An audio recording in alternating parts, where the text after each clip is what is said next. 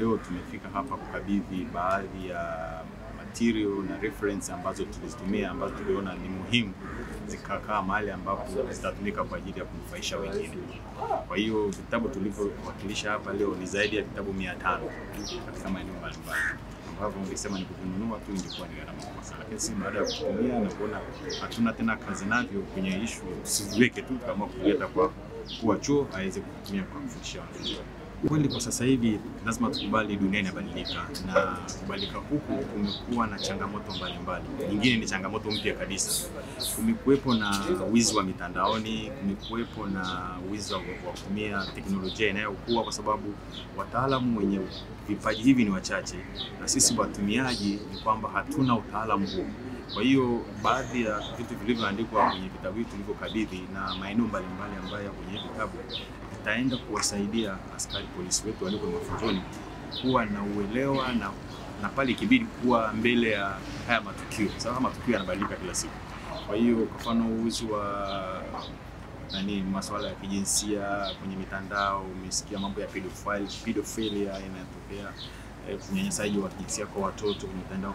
Vitabu hivi vinatoa baadhi, vinatoa suluhisho na changamoto, na vinatoa experience ya kwingine ambako hivi vitu vimekuwepo na wametumia njia mbalimbali katika kuvitatua na jamii zao zimeendelea kuwa salama. Kupatikana kwa vitabu hivi, kupatikana kwa mafunzo hayo ya degree ya police science pamoja na diploma ya sheria, pamoja na kubadilisha mitaala yote, kuiuisha, tunategemea kwamba tunaanza na kozi hii ambayo tunayo. Tuna kozi mbili, tuna kozi kama ulivyosikia pale, tuna kozi ya maafisa wa nyota 3, lakini tuna wakaguzi wasaidizi wanachukua nyota 1.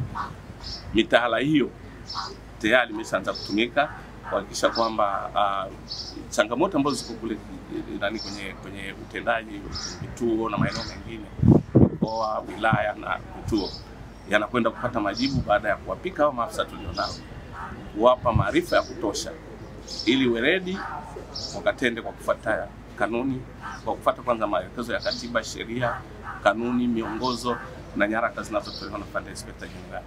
Lengo ni nini? Ni kujibu mapungufu ambayo yalikuwepo, ambayo yanapelekea wananchi wasipate huduma bora kutoka kwa jeshi la polisi, yanakwenda kupata majibu ili nchi yetu iendelee kuwa salama, lakini iendelee si tu kwa salama, iwe ni mahali pa kuvuta wawekezaji, walete mitaji yao, waje wawekeze hapa, uchumi wetu uendelee.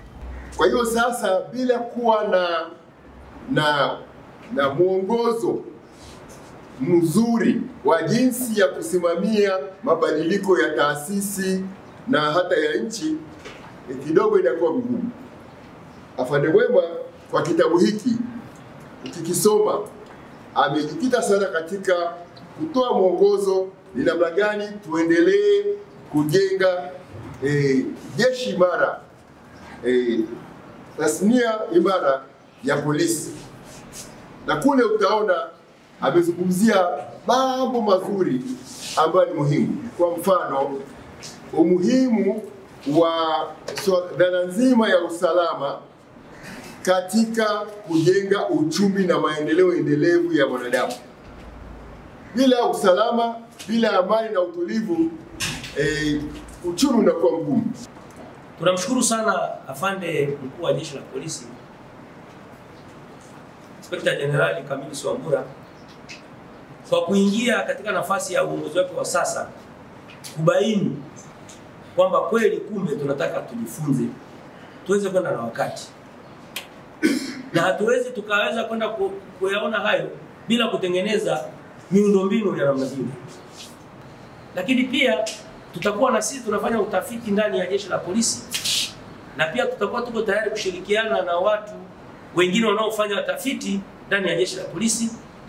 Lakini pia tutakuwa na nafasi ya kuweza hata kujibu hoja zinazotolewa na watu wanaojiita watafiti, wengine wanaotambulika na wasiotambulika, ambao wengine wamekuwa kutuzungumzia vibaya mno katika research zao. Sisi tukishakuwa na research yetu, tutakuwa pia na nguvu ya kusema mtu anayefanya research ya jeshi la polisi lazima tushirikishe, na taarifa atakayoitoa lazima iwe sahihi. Kwa namna tulivyoona maudhui na namna kitabu kilivyoandaliwa, kwa kweli kinaonekana kimeshiba, kina kitu ndani yake, ambapo kwa wingi wetu wanafunzi tulioko hapa haitakuwa tu kwamba ni manufaa kwetu, bali tutakapomaliza mafunzo yetu tutakwenda pia kuwaelimisha wenzetu walioko katika vituo vya kazi.